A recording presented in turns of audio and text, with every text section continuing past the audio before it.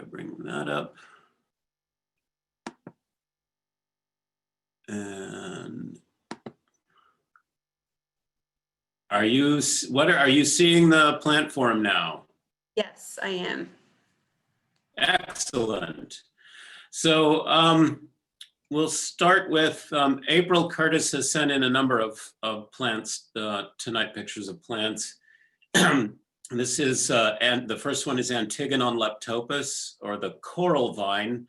This also has many, many other common names, and it can tell you sort of, I've shared this before about how beloved this plant is. It goes by Queen's Wreath, Rosa de Montana, and a number of other names. It's from Mexico.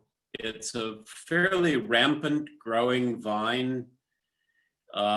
It's a member of the Polygonaceae, and so ends up that its seeds were useful to Native Americans, particularly in the Baja area. They actually use it almost like you would either popcorn or the way they would pop amaranthus seeds. The seeds of this can be popped in the same way. They would put them in baskets with coals and pop them. So it's kind of interesting. It's probably, I'm guessing it would be a fairly high protein source. The vine itself, as she says, it grows 15 to 20 feet every year and can be cut back to 2 feet tall. It's a heat lover. It actually needs the heat inland, and by the ocean or towards the coast, it tends not to flower so well. The heat doesn't build up enough for it. It will flower, but it'll be much more sparse. When you get further inland, this thing can be glorious, and I've actually seen it climb up to the top of a telephone pole. So it's a very strong grower and does need to be kept. You need to keep your eye on it or it will get away from you. It's a beauty though. I think there's a white flowered form. I've actually never seen it. I've only ever seen pictures of that. So that might be worth looking for. This next one is Aniscanthus. I've got, is it quad? I've got a picture over the species name. I want to call it quadratus or quadrangularis. I can't see it right now. And this one is the variety Wrightii, and what hummingbird could resist those flowers? They're absolutely built for a hummingbird's beak to go into. This is also semi-deciduous. It's, I think this is from central southern Texas down into Mexico, and is highly adaptable to soils. Another sun lover, likes full sun. And as I recall, this blooms, is it a spring bloomer? Let's see. Yeah, I've got my picture over the information here. I'm sorry about that. Oops. Steve, it looks like it blooms late summer to fall. Late summer to fall, okay, which most of them, I guess, would be. If they're being pictured right now, that would make sense. Now the information's on the other side and my stupid face isn't blotting it out for this next one. So well, this is good to know for the next webinar. I'll keep the information on one side. I'm sorry about that. Well, I should have written it down. I've got my notes here, but I wrote in shorthand for the species, and my brain isn't working properly tonight. So forgive me for that. This next one is Bauhinia galpenii, and it's not easy to find for sale. If you do find it and you have the room for it, it is definitely worth growing. In full bloom, this thing looks like a nasturtium on steroids. It's astonishing. The flowers are so bright and they're big. And for anyone who might recognize the Bauhinia, the genus, it's the Hong Kong orchid tree. There used to be some along the 134 freeway through Glendale. They used to be planted along the sides. I'm not sure they're there anymore. A fairly common tree in Southern California, Bauhinias, but those are purple or pink usually. This is scarlet to brilliant, almost neon orange, depending on which cultivar you get, the cuttings that they took the cuttings from. The leaves are that interesting Bauhinia shape. It's a kind of a single leaf that looks almost like two leaves joined right at the center. So it makes this, it looks like a horse hoof print or something. It's a really interesting shape to it, and a good deep green with these brilliant, brilliant flowers. The first time I ever saw this plant, I shared this when we were actually awarding Chris Rossmini the Horticulturist of the Year award. She used it. I nearly crashed my truck when I saw it. I was driving, and she was actually out with her gardeners by the A&M Records building, the old Charlie Chaplin studios in Hollywood. And she was doing the gardens outside of that.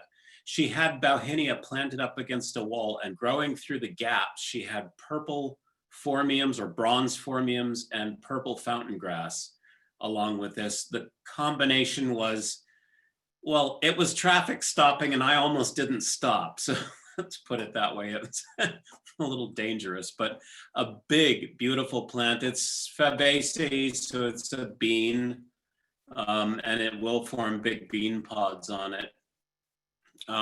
April says it was available at San Gabriel Nursery. I haven't seen it for sale in a while, so it's worth checking out though if you do have the room for it.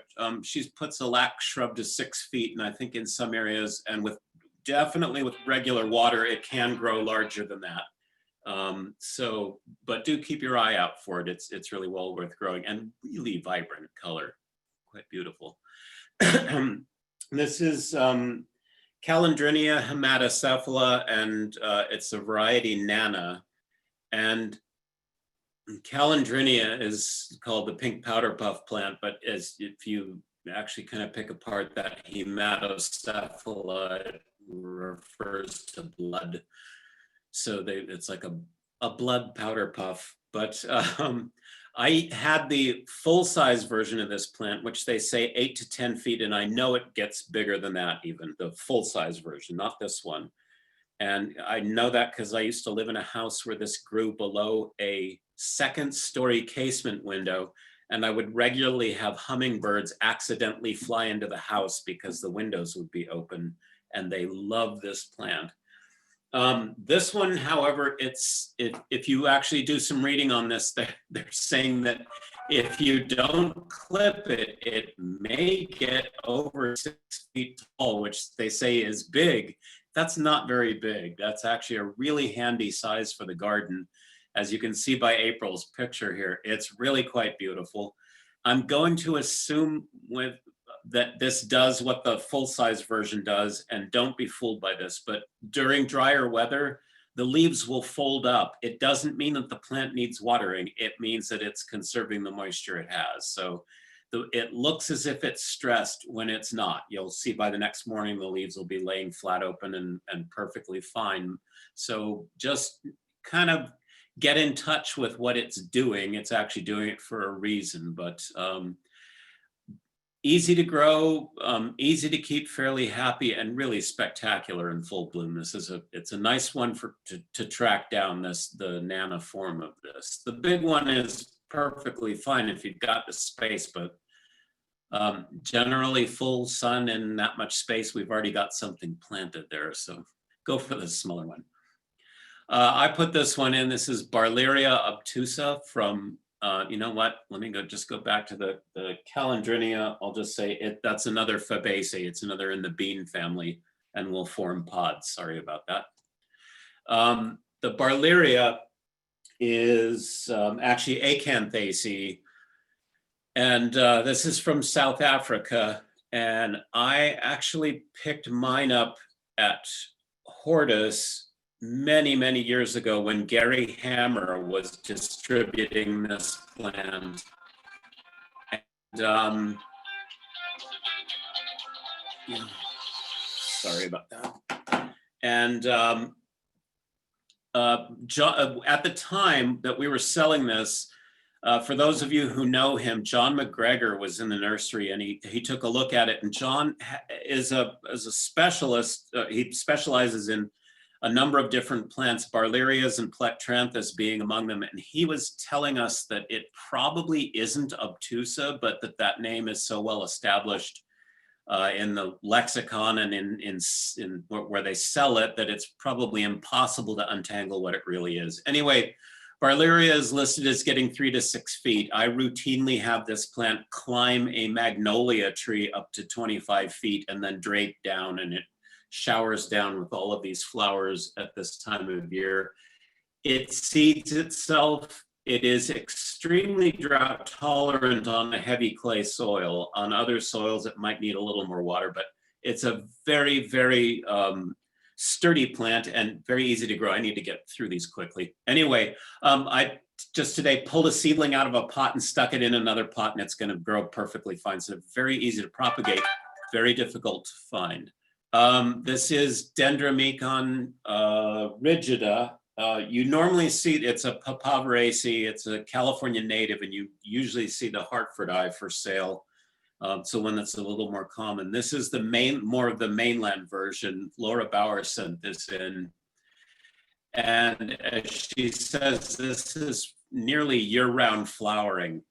I would make a point that and she also says it's on clay loam, which I need to actually try this in my garden then, but they do require full sun. I've tried it before, and I think I probably killed it by giving it a little bit of shade, thinking it might like that, and I don't think they do. I think it wants to be in full sun on a fairly lean soil. Available at Theodore Payne. And again, it's a native plant, so comes with all the toughness that suggests. This is Scilla madurensis. It is called a giant squill or Madeiran squill.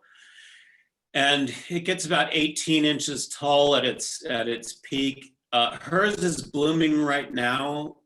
Easy to Grow Bulbs is still shipping this. And I know because I actually have a bag of it sitting on my table right in front of me. It's a relative of hyacinths, and it can be forced, it says it can be forced indoors like amaryllis.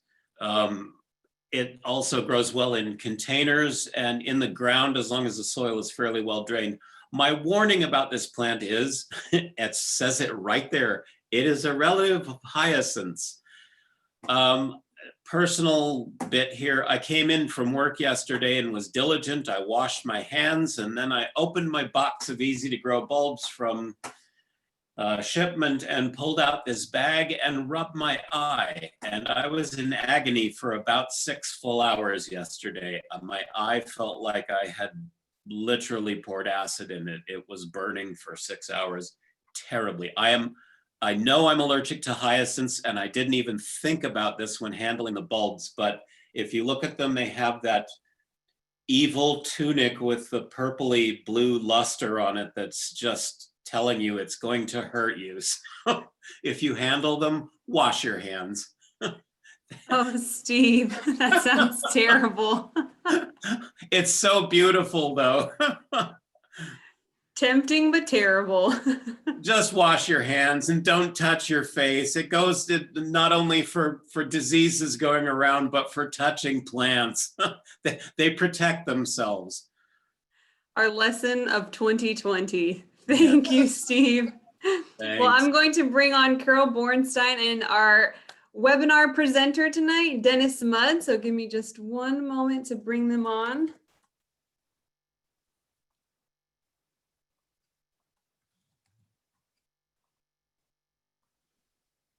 And I see Carol has joined and Dennis has now joined. So let's make sure that they're on. And Steve, thank you again for the fantastic plants